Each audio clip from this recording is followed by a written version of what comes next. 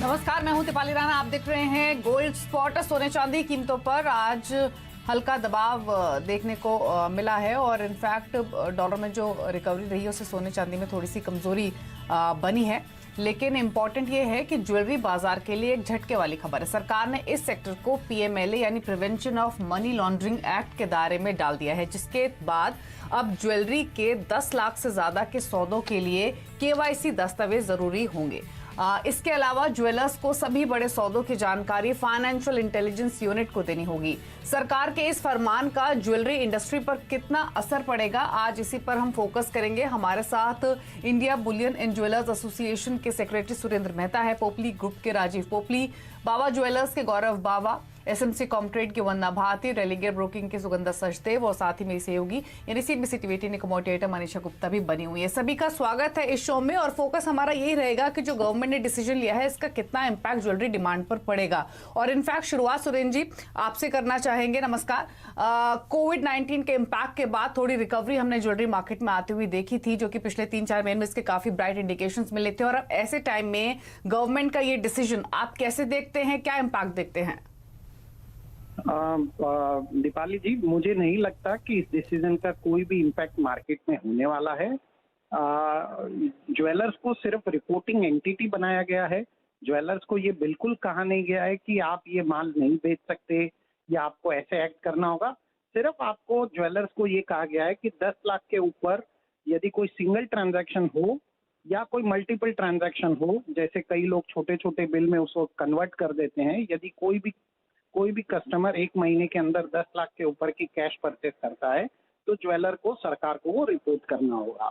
तो इसमें कहीं पर भी सेल ड्रॉप होने की संभावना नहीं है। और जहां तक ज्वेलरी इंडस्ट्री की बात है तो ये कानून जो 10 लाख की ज्वेलरी के ऊपर के सेल होते हैं वो बहुत बड़े ज्वेलर्स के यहाँ से होते हैं। जो छोटे छोटे ज्वेलर्स हैं उनके यहाँ पे इस प्रकार के सेल बिल्कुल नहीं होते। हिंदुस्तान में यदि 3 लाख ज्वेलर्स है तो मुझे लगता है 2,99,900 ज्वेलर्स को तो इसका कोई असर ही नहीं होने वाला है। जो बड़े ज्वेलर्स हैं और जिनके मल्टीपल शोरूम्स हैं, जो 50 शोरूम, 100 शोरूम, 200 शोरूम लेकर बैठे हैं, वहां पे जरूर इसका असर होगा।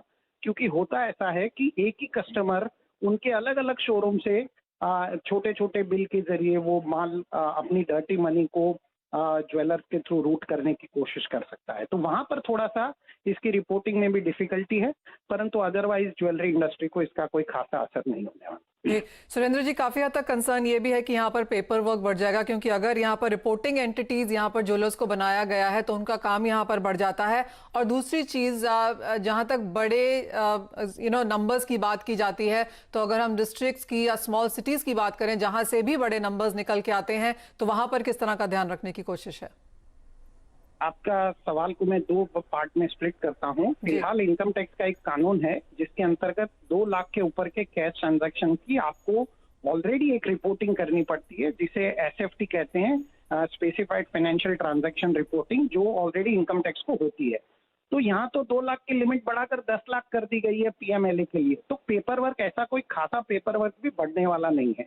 और जहां तक ये छोटे डिस्ट्रिक्ट लेवल की बात है, जहाँ पे तो इस प्रकार के हर सिटी में एक आध कोई बड़ा शोरूम होता है, और जो छोटी छोटी जो सिटी है वहां पे इस प्रकार की डर्टी मनी का मतलब क्या?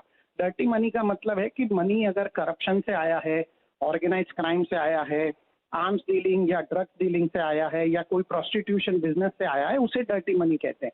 सुरेंद्र जी, डर्टी मनी एक चीज है और दूसरी तरफ जो कैश में लोग काम करना चाहते हैं वो दूसरी बात है। आपको लगता है वहां पर भी एक इम्पैक्ट पड़ेगा? हाँ, देखिए, मैं इस बात में एक चीज स्पष्ट कर देना चाहता हूं कि गवर्नमेंट ने लगभग 4 महीने पहले अपने ट्विटर हैंडल पे ये कहा था कि 2 लाख की जो ज्वेलर्स की लिमिट है, जो कैश सेल्स की लिमिट है, वो 1 लाख हो जाएगी। लेकिन उसके बारे में अभी तक कोई नोटिफिकेशन जारी नहीं हुआ। तो जैसे जैसे हम इमर्जिंग इकोनॉमी, हम कैशलेस की तरफ बढ़ते जा रहे हैं, तो ये तो होना ही है। यदि कोई ये सोचे कि हमें कैश की लिमिट बढ़ती हुई मिलेगी तो मेरे ख्याल से ये सोचना भी गलत है। In an emerging economy the government can not allow you to do more and more cash business, ये पॉसिबल ही नहीं। जी, वो ऑफ कोर्स एक बात है। यहाँ पर जो दूसरी चीज बाजार को लग रही है, और जैसे हम पहले बात भी कर रहे थे कि सभी एसेट क्लासेस में आपको केवाईसी करना पड़ता है, सिर्फ सोने की खरीदारी के लिए एज ऑफ नाउ केवाईसी नहीं है। ऑफ कोर्स अभी इसमें क्लैरिटी नहीं है, लेकिन बाजार को लगता है कि आगे जाकर ये एक नॉर्म बन सकता है।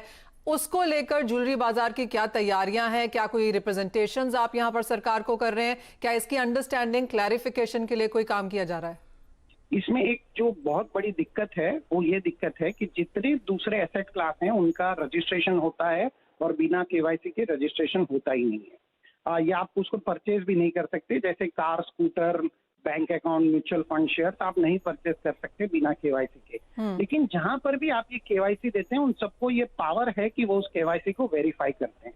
सरकार ने ज्वेलर्स को पावर तो दे दी रिपोर्टिंग एंटिटी बनने की, लेकिन हमें यदि कोई आधार कार्ड या पैन कार्ड देता है ज्वेलर को तो वो उसे कैसे वेरीफाई करे? तो जहां तक वो सुविधा उपलब्ध नहीं होगी तो ये चीजें थोड़ी इम्पॉसिबल लगती है। मुझे नहीं लगता कि इसके ऊपर थोड़ा सा शायद सरकार को भी वापस सोचना पड़ेगा, क्योंकि ये पावर जब तक ज्वेलर्स को नहीं मिलेंगे तो ज्वेलर्स रिपोर्टिंग एंटिटी में भी वो सही रिपोर्ट कर रहे हैं या गलत कोई पता नहीं चलेगा।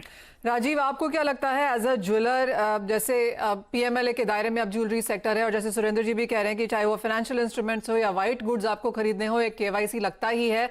गोल्ड या ज्वेलरी में अब तक वो यहाँ पर नहीं था। आप इन सब डेवलपमेंट्स को कैसे अप्रोच कर रहे हैं?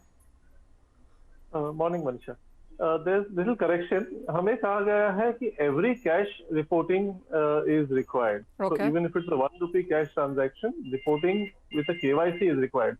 तो कोई भी form of KYC, whether it's PAN card, Aadhaar card, voters ID, driver's license. Rajiv, ये किसने कहा है? क्योंकि अभी तक ये नोटिफिकेशन नहीं है। Exactly. So this is what has come to us. इसलिए there is a non-clarity on the notification from our point of view. But this is what is there in the industry and यही हमारी federation ने DJC ने approach किया है government को clarification के लिए एंड यही पे एम्बिग्विटी अभी है as of now in the industry. The other part is jewellery is a luxury product. So luxury products में, बाकी लग्जरी प्रोडक्ट्स में केवाईसी रिक्वायर्ड नहीं है। जैसे आप कपड़े की लोगे या अदर लग्जरी प्रोडक्ट्स की लोगे, आपको केवाईसी रिक्वायरमेंट नहीं आती है। सिर्फ ज्वेलरी में KYC product is the requirement. So ये एक कंसर्न होती है बिकॉज कंज्यूमर जो हमारे हैं, जो लेडीज शॉपिंग करते हैं, वो बाकी दुकानों में कपड़ों की या लग्जरी की शॉपिंग करती है एंड फॉर देम जब वो ज्वेलरी स्टोर में आते हैं उनको केवाईसी की रिक्वायरमेंट की मांगी जाएंगी and that is a concern from customer fluency point of view. As a jeweller हमें कोई दिक्कत नहीं है रिपोर्टिंग की, बिकॉज फॉर अस हमारी ERPs systems are in place जो रिपोर्टिंग कर पाती है, but not as a consumer point of view. तो यहाँ एक दिक्कत आ सकती है as reporting is concern from consumer intent point of view and doesn't mean every cash transaction is a tax evasion transaction.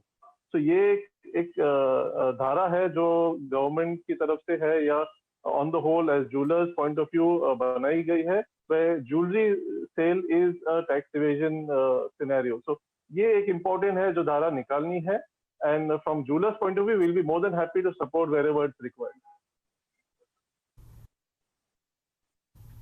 जी गौरव जी, आपका व्यू क्या है? इनफैक्ट ये समझना भी बहुत जरूरी है ज्वेलर्स पॉइंट ऑफ व्यू के हिसाब से। हालांकि सब ज्वेलर्स के अपने अपने अलग टिकट साइज के हिसाब से डिमांड है। 10 लाख या फिर उसके ऊपर की जो ज्वेलरी सेल्स होती है वो कितना बड़ा टिकट साइज है और आपके हिसाब से क्या असर आप देखते हैं? या गुड मॉर्निंग जी। इसके अंदर अगर हम जैसे 10 लाख की बात करते हैं तो 10 लाख से ऊपर की सेल्स होती हैं, बट ऑलरेडी इनकम टैक्स के हिसाब से 2 लाख का तो बेंचमार्क पहले ही है।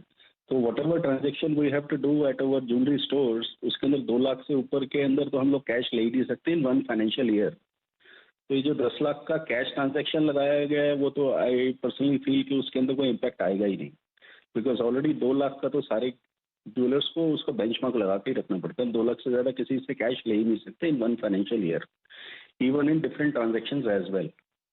सो इससे कोई भी इम्पैक्ट नहीं आएगा फर्स्ट ऑफ ऑल।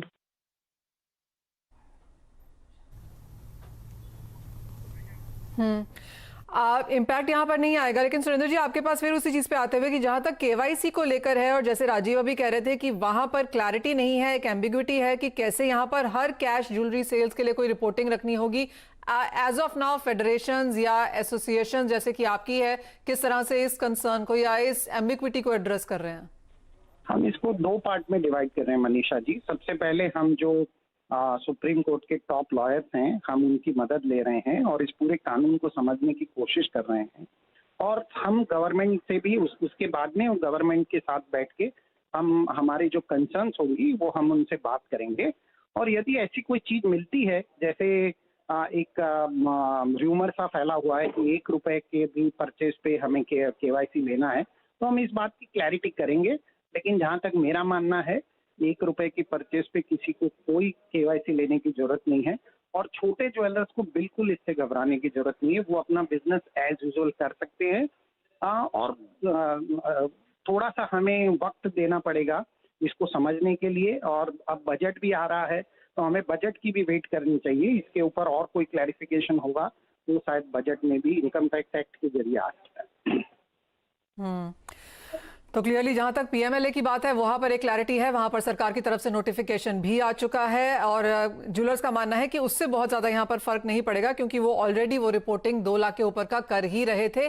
जहां तक केवाईसी नॉर्म्स की बात है उसके ऊपर फिलहाल कोई नोटिफिकेशन नहीं है, ये शायद आगे जाके आ सकता है। एज ऑफ बाजार में सिर्फ इसकी बातचीत चल रही है, र्यूमर्स है, लेकिन ज्वेलर्स को फिलहाल इसके ऊपर ज्यादा तवज्जो देने की जरूरत नहीं है। काफी क्लैरिटी हम यहाँ पर शायद बजट की तरफ से भी यहाँ पर आता हुआ देखेंगे। लेकिन इसी के साथ फिलहाल गोल्ड स्पॉट में इतना ही। राजीव, मिस्टर बावा और सुरेंद्र जी, बहुत शुक्रिया हमारे साथ यहाँ पर जुड़ने के लिए। इसी के साथ रुकेंगे एक ब्रेक के लिए भी। हमारे साथ सुगंधा और वंदा जारी हैं, उनसे जानेंगे कि प्राइस